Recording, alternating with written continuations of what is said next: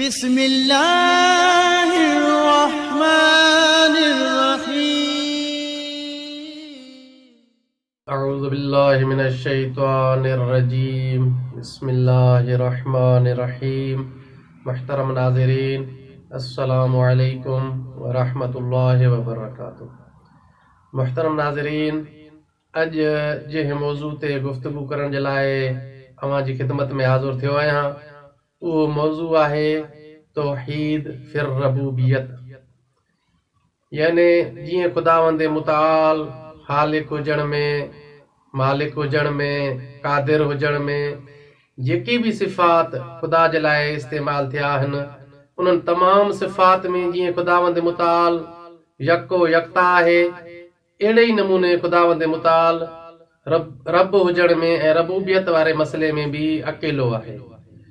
जीअं ख़ालिक हुजण में खुदावंद मुताल जो को शरीक कोन्हे, ईअं रब हुजण में भी खुदावंद मुताल जो को भी शरीक कोन्हे। इहो लफ़्ज़ रब, इहो सिफ़त रब जेको खुदावंद मुताल जे लाइ इस्तेमाल थिए थो, कंहिं भी ॿिए कंहिं जे लाइ इस्तेमाल करणु मुमकिन कोन आहे। तारीख़ इन शइ जी गवाह आहे त साबिक़ा अंबिया जे ज़माने में जेके भी क़ौम काफ़िर रहियूं आहिनि, उहे तमाम क़ौमूं खुदावंद मुताल जे ख़ालिक हुजण में यकता मञींदियूं हुयूं, यानी इन शइ में मुतहद हुयूं त खुदावंद ख़ालिक अकेलो आहे। शिरक किथां शुरू थी?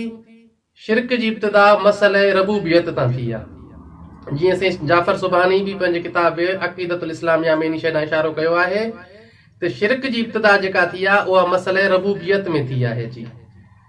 जीअं हज़रत इब्राहीम अलैहिस्सलाम जे ज़माने जो ज़िक्र तारीख़ ऐं क़ुरान मजीद में वाज़िह मौजूद आहे त हज़रत इब्राहीम अलैहिस्सलाम जे ज़माने में जेका शिरक कंदा हुया, यानी सितारनि खे, सिज खे, चंड खे जेके रब मञींदा हुया, उहो भी मसइले रबूबियत में हुयो। ईअं उन्हनि जो इक़रार कंहिं भी तारीख़ में कोन्हे उन्हनि चयो हुजे त इहो सिज असांजो ख़ालिक आहे, चंड असांजो ख़ालिक आहे, बल्कि हुनजो इहो चवणु आहे त मन इहे जेके सिज ऐं चंड आहिनि असांजे रब आहिनि ऐं असांखे हलाईंदड़, असांजे मन मामलनि में असांजा मददगार आहिनि। अहिड़े ई नमूने हज़रत यूसुफ अलैहिस्सलाम जो वाक़ियो क़ुरान मजीद में गवाह आहे त उन में भी आयत मां इहा ई शइ ज़ाहिर थी थिए त उन ज़माने में भी जेका शिरक हुई, उहा शिरक जेका ही रबूबियत वारे मसइले में हुई। जीअं क़ुरान मजीद हज़रत यूसुफ अलैहिस्सलाम जे उन जुमलनि खे जेके हुन जेल में पंहिंजे साथियुनि खे चया ऐं खुदावंद मुताल बतौर हिकायत क़ुरान मजीद में उन्हनि अल्फाज़नि खे ज़िक्र कयो। उहे अल्फाज़ भी जेके न माना अरबाब मुतअद्दिदा ॾांहुं इशारो पियो था कनि। जेके मिसाल आयत जा जुमला आहिनि, सूरह यूसुफ में जेका आयत आहे अरबाबुन मुतफर्रिकून खैरुन अमिल्लाहु वाहिदुल क़हार, यानी तव्हां जे लाइ छा इहे जेके मुख़्तलिफ़ रब आहिनि उहे बहितर आहिनि या अल्लाह वाहिदुल क़हार तव्हां जे लाइ बहितर आहे, ख़ैर आहे। यानी जेके अरबाबिन मुतफर्रिकून जेको लफ़्ज़ इस्तेमाल थियो आहे, यानी उन ज़माने में भी जेका शिरक हुई उहे रबूबियत जे मसइले में शिरक हुई। उन दौर जा माण्हू पंहिंजे बादशाहनि खे, पंहिंजनि आकाउनि खे रब तस्लीम कंदा हुआ, पंहिंजनि मालिकनि खे रब तस्लीम कंदा हुआ। ईअं जेतिरा क़बीला एतिरा रब ठहंदा विया ऐं एतिरे ताईं जो काने काबा में 360 बुतनि खे रब जे नाले सां रखियो हुयो।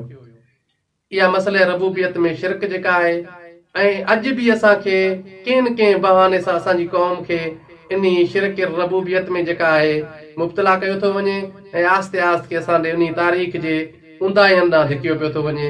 बस दुआ आहे खुदावंद मुताल खां त असां सभिनी खे इन शिरक जहिड़े अज़ीम गुनाह खां महफ़ूज़ रखे ऐं खुदावंद मुताल जे तमाम सिफ़ात में अक़ीदे तौहीद ते असांखे बाक़ी रखे। वस्सलामु अलैकुम वरहमतुल्लाहि वबरकातुहू।